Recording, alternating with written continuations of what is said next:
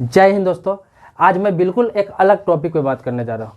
ये टॉपिक ये है कि आप किसी से पैसा लेन देन करते हैं, उधार लेन देन करते हैं कैश में, तो किस तरह से करें कि पैसा रिकवरी करने में दिक्कत ना हो, पैसा उससे वापस लेने में दिक्कत ना हो। अगर पैसा नहीं देता है किसी कारणवश कोई होता है जिसको आप पैसा दे दिए, दोस्त हो तो दे दिए, रिश्तेदार हो तो दे दिए, या फिर जान पहचान का है तो दे दिए, या फिर किसी भी कोई व्यापारिक संबंध है उससे तो दे दिए। किसी भी प्रकार से होता है, कभी कभी उधार लेना पड़ता भी है, कभी कभी देना पड़ता भी है। तो कर्ज है तो कभी आदमी लेता भी है, देता भी है, लेकिन कभी कभी ऐसा होता है कि जब उससे मांगिए तो इंसान कटने लगता है आपसे, और आपसे संबंध भी खराब हो जाता है पैसे के लेन देन के लिए। तो क्या करें कि पैसा अगर डूबने की नौबत भी आए तो उसे निकालने के लिए हम कानूनी रास्ता भी अपना सकते हैं, कानूनी हेल्प भी ले सकते हैं। तो किस परिस्थिति में ले सकते हैं? अगर आपके पास कुछ प्रूफ रहेगा, कुछ लीगल तरीके से उसको पैसा दिए रहेंगे, तभी तो करेंगे। तो वही लीगल तरीका पूरी बताऊंगा मैं आपको, एकदम ऐसा लीगल तरीका बताऊंगा कि किसी से न ज़्यादा आपको संबंध खराब होगा, एक लीगल तरीके से आप काम भी करेंगे, पैसे भी देंगे, वो पैसा वापस भी करेगा। अगर नहीं वापस करे तो लीगल तरीका भी अपना सकते हैं। तो आप बाई लीगल तरीका करके उससे पैसा वापसी ले सकते हैं। तो दोस्तों, हर बार की तरह मैं फिर से रिक्वेस्ट करना चाहूँगा आपसे कि मेरे वीडियो को लाइक जरूर कर दें। ये जो वीडियो देख रहे हैं, नीचे जो लाइक का बटन है उसे दबा के आप लाइक जरूर कर दीजिए। बार बार मैं इसलिए कहता हूं कि आप लाइक करते हैं तो मैं नए नए टॉपिक ऐसे ही लेकर आता हूं। मुझे लगता है कि लोग मेरे वीडियो को पसंद कर रहे हैं और नए नए टॉपिक लेकर आता हूं आपके लिए ही। तो आप लाइक तो कर ही दिए, और जो भी मन में प्रश्न होगा, सवाल होगा, तो कमेंट में लिखिएगा, उस टॉपिक पर भी वीडियो बनेगा। आप कमेंट करते हैं तो कमेंट करके हड़बड़ाना नहीं है। आप ये मत सोचिए कि कमेंट मैंने डाल दिया आपको जवाब मिल जाएगा 10 मिनट, 15 मिनट, 1 घंटा, 2 घंटा में। ऐसा संभव कभी कभी नहीं हो पाता है, लेकिन जवाब आपको मिलेगा। चाहे कल होके मिले, परसों होके मिले, 2 दिन बाद मिले, जवाब आपको मिलेगा। इसके अलावा अगर टॉपिक आपका गंभीर हुआ, कुछ अलग टॉपिक हुआ, नया टॉपिक हुआ, तो मैं उस पर वीडियो ही बना दूंगा। जवाब क्या है, मैं तो वीडियो ही बना दूंगा उस टॉपिक पर।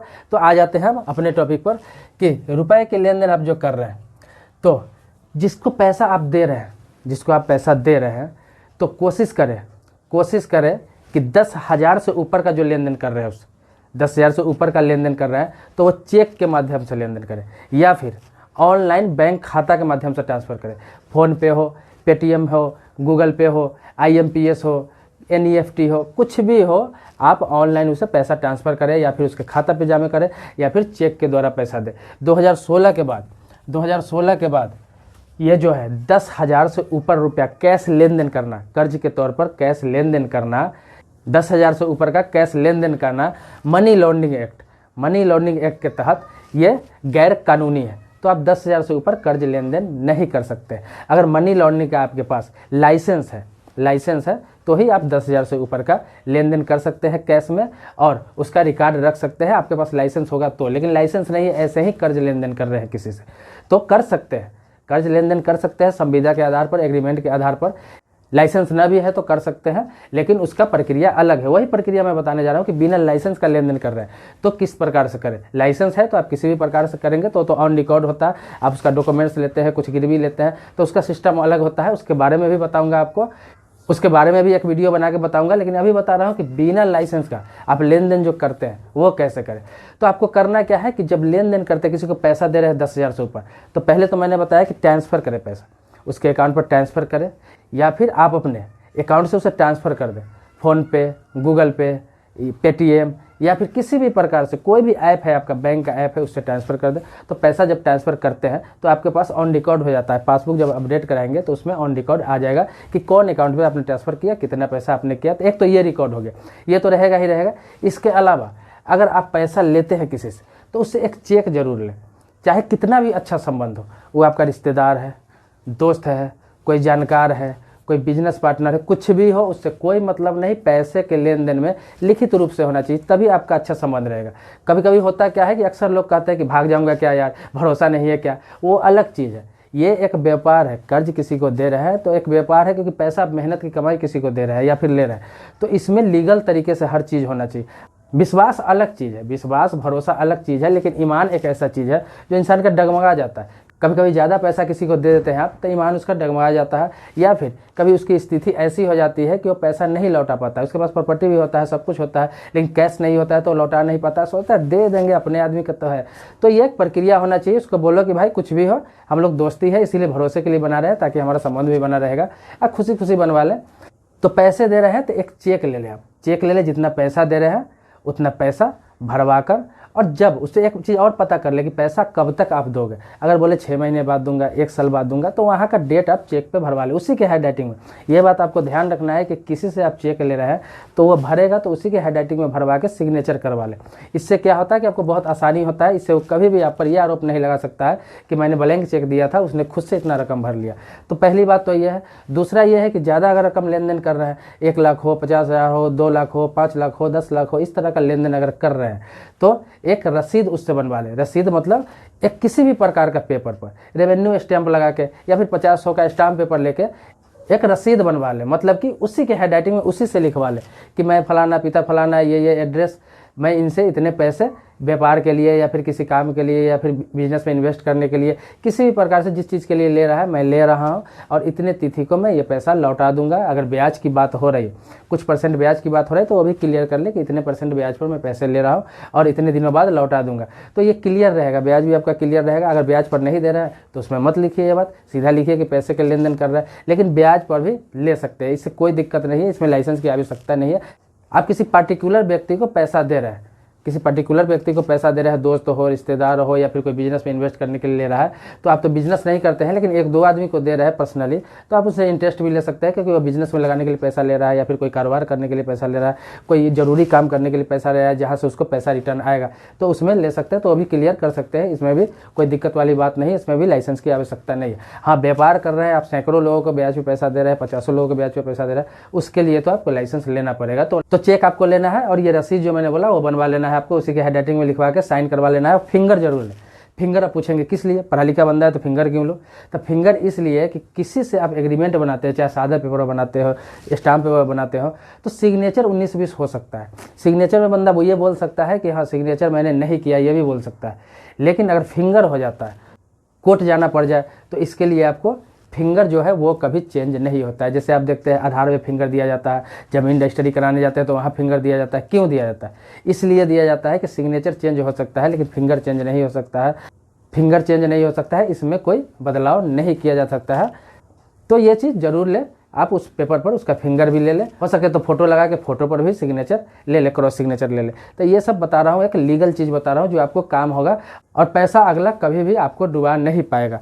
क्योंकि ये जो है, ये सब अगर पेपर आपके पास रहता है, ये सब पेपर आपके पास रहता है, तो 138 NI एक्ट के तहत परिवाद पेश कर सकते हैं। अगर ये सारे प्रूफ रहता है आपके, मतलब कि अगर चेक ना भी देता है, एक चीज़ और बता रहा हूँ आपको कि चेक अगर ना भी लेते हैं, बाय द वे किसी परिस्थिति में चेक नहीं होगा उसके पास, तो चेक आप ना भी लेते हैं, तो ये रसीद अगर बनवाए हुए हैं, उस पर सिग्नेचर कराए हुए हैं और अंगूठा लिए हुए हैं आप उसके हैंडराइटिंग में, तो अगर चेक ना भी रहता है तो इसके आधार पर भी आप NI एक्ट 138 के तहत आप परिवाद पेश कर सकते हैं कोर्ट में, और वहाँ से रिकवरी करा सकते हैं। ये ज़्यादा दिन केस नहीं चलता है, बहुत जल्दी इसका जजमेंट आ जाता है, और उसको पैसा डबल देना पड़ेगा। अगर वो गड़बड़ी कर रहा है, धोखाधड़ी आपके साथ कर रहा है, आपको नहीं देना चाह रहा है, तो उसको पैसा डबल देना पड़ेगा। यहाँ तक कि आपका जो खर्च हुआ है कोर्ट में वो भी उसको देना पड़ेगा, उसी से रिकवरी कराएगा जज साहब। अब आप ये भी जानना चाहेंगे कि मान लीजिए चेक ले लिए, उससे चेक ले लिए, ठीक है, और पैसा नहीं दे रहा है, तो चेक का क्या करेंगे? सवाल ये भी उठता है, इसके बारे में भी बता देता हूँ आपको। बाकी चीज़ तो मैंने बताया है, ये भी बता देता हूँ। तो आपको करना क्या है कि अगर कोई व्यक्ति चेक आपको दे दिया भर के, 1 साल का समय लिया या 6 महीना का समय लिया, जो भी वो लिख के दिया उतना का समय लिया, और पैसा आपको नहीं दिया, लेकिन आपको पैसे की आवश्यकता है और टाइम भी खत्म हो रहा है, तो आपको करना क्या है कि सीधा जाकर बैंक में चेक लगा के बाउंस करा के केस नहीं करना है। यह भी नहीं करना है, देख लेना है कि समय अगर पूरा हो गया यहाँ से, उसके बाद 3 महीने के चेक की वैलिडिटी होती है। आप समझ रहे हैं? जैसे कि आज उसने पैसा लिया और अगले साल इसी तिथि को वो बोला कि पैसे दूंगा, तो उस तिथि का डेट आप भरवा के उसे चेक लेंगे। अब उस तिथि तक पैसा नहीं दिया तो उस तिथि से फिर 3 महीने तक का चेक आपका वैलिड रहेगा। उस 3 महीनों के बीच आपको एक लीगल नोटिस उसे देना है, एक लीगल नोटिस भेजना है। लीगल नोटिस में क्या लिखना है? आपको लिखना यह है कि आपका समय पूरा हो चुका है और आपके तरफ से कोई पैसा नहीं आया, जल्द से जल्द आप पैसा देने के कष्ट करें, अन्यथा मैं ये चेक बैंक में जमा करूंगा और बाउंस होने पर आपकी जिम्मेवारी होगी। अगर पैसा होगा तो आपको रिकवरी भी हो जाएगा, पैसा अगर उसके अकाउंट में होगा तो कट के आपके अकाउंट में चला जाएगा, इसमें कोई बड़ी बात नहीं है। अगर आप चेक लगा दिए, हो सकता है उसके अकाउंट में पैसा हो तो कट के चला जाएगा तो अच्छी बात है। लेकिन उसके अकाउंट पर अगर पैसा नहीं है या फिर उसने पैसा निकाल लिया है और आपका चेक बाउंस कर जाता है तो फिर आप रिकवरी के लिए उस चेक को भी सबूत के तौर पर पेश कर सकते हैं। तो वो पहले आपको लीगल नोटिस देना है कि मैं चेक लगा दूंगा, अगर आप पैसा नहीं देंगे तो 15 दिन का समय होता है लीगल नोटिस का। तो 15 दिन आप देख ले, जब आप लीगल नोटिस भेजेंगे उसे, उसके बाद 15 दिन का समय होता है, 15 दिन देख ले। 15 दिन के बाद अगर जवाब नहीं आता है, 20वां दिन, 25वां दिन, 30वां दिन, 1 महीने तक देख ले। अगर कोई उधर से रिप्लाई नहीं आता है, रिजल्ट नहीं आता है, इससे समझ जाए कि वो पैसा नहीं देना चाहता है या उसके नियत में खोट है या फिर बेईमानी करना चाह रहा है। तो फिर आप उस लीगल नोटिस एक प्रूफ हो जाएगा आपके पास कि मैंने उसे आगाह किया था, समय पूरा होने पर उसने पैसा नहीं दिया था तो मैंने उसे आगाह किया था। और एक ये भी प्रूफ हो जाएगा, सामाजिक प्रूफ, या फिर किसी दिखाने के लिए अगर कोई रिश्तेदार दोस्त ये बोलता है कि भाई तुमने केस क्यों किया, तो आपके पास एक प्रूफ रहेगा कि मैंने उसे नोटिस भी भेजा था, मतलब जानकारी के लिए उसे लिखित रूप से भी भेजा था, लेकिन फिर भी उसको कोई इससे फर्क नहीं पड़ा, वो पैसा नहीं देना चाह रहा है, तो मजबूरी में मुझे चेक बाउंस कराना पड़ा और केस करना पड़ा। तो आप चेक बाउंस कराएंगे तो ये लेटर और लीगल नोटिस और ये आपको जो चेक बाउंस हुआ है, सो तीनों के आधार पर बहुत तगड़ा केस बनेगा उस पर। आप पैसा रिकवरी के लिए परिवाद दायर कर सकते हैं। जब करेंगे तो इसमें ज़्यादा समय नहीं लगेगा आपको। ये तीनों सबूत अगर आपके पास है, तीनों में से 2 भी आपके पास है, सिर्फ अगर लेटर भी है आपके पास और लीगल नोटिस आपने दिए हुआ है, पैसा ट्रांसफ़र किया हुआ है, कई सबूत आपको हो जाता है। चेक न भी है तो कोई दिक्कत नहीं, अगर चेक बाउंस करा भी लेते हैं तो बहुत बड़ा तगड़ा आपके पास प्रूफ हो जाता है। ये सारा चीज़ आप 2-3 डेट में ही पेश कर देंगे और केस जब फाइल करेंगे तो उसके साथ तो पेश करेंगे ही सारा चीज़। उसके बाद इसमें जजमेंट में ज़्यादा समय नहीं आएगा, उसे पैसा भी डबल देना पड़ेगा। उसके बाद जो आपका खर्च हुआ वो भी रिकवरी जज साहब, मजिस्ट्रेट साहब उसी से कराएंगे। अब मैं आपको बताने जा रहा हूँ कि आप लीगल तरीके से ब्याज का धंधा करना चाह रहे हैं, कर्ज देना चाह रहे हैं, किसी को उधार देना चाह रहे हैं, मतलब ब्याज का बिजनेस करना चाह रहे हैं, ब्याज का धंधा करना चाह रहे हैं, तो उसके लिए लाइसेंस कैसे ले, किस प्रकार से ले, कहाँ से ले, कौन सा एक्ट के तहत लाइसेंस मिलेगा, ये सारी जानकारी मैं अगले वीडियो में दूंगा। अगर आप चाहते हैं कि मैं इस पर वीडियो बनाऊं तो आप कमेंट बॉक्स में लिखें, बहुत जल्द 2-4 दिन में ही मैं वीडियो इस पर बना दूंगा। अगर आप लोग चाहेंगे कि मैं वीडियो बनाऊं, इस पर वीडियो चाहिए, आप चाहते हैं कि ब्याज का बिजनेस करना चाहे सेफ तरीके से, कोई दिक्कत नहीं हो, ये धंधा सबसे अच्छी बात क्या है कि आप 1 लाख से भी शुरू कर सकते हैं, 2 लाख से भी शुरू कर सकते हैं, 3 लाख से भी शुरू कर, जितना भी कम पूंजी है, कम पैसा देकर ही आप स्टार्ट कर सकते हैं अगर आपके पास लाइसेंस है। लाइसेंस लेने में भी ज़्यादा पैसा नहीं लगता है। क्या प्रक्रिया है, क्या करना पड़ेगा आपको, इसका सारा प्रोसेस, सारी जानकारी मैं आपको अगले वीडियो में दूंगा। आप लिखिए, आपको वीडियो चाहिए तो मैं इस टॉपिक पर भी वीडियो बना दूंगा। मिलते हैं अगले वीडियो में। अगर आपने मेरे चैनल को सब्सक्राइब नहीं किया है, मेरे चैनल पर नए हैं तो सब्सक्राइब कर ले, इसी तरह का नई वीडियो की जानकारी आपको मिलता रहेगा। सब्सक्राइब जरूर कर ले।